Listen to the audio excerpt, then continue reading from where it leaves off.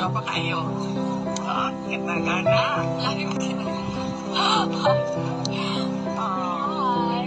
Pwede siya naligo sa linood lang. Naligo po. Excuse me. Naligo kayo. For the adlaw. Yan po nakaganit. Gawa ka naligo. Dagan yun. Dagan yun. Sa pangalan na to? Ang boy pa yung kini.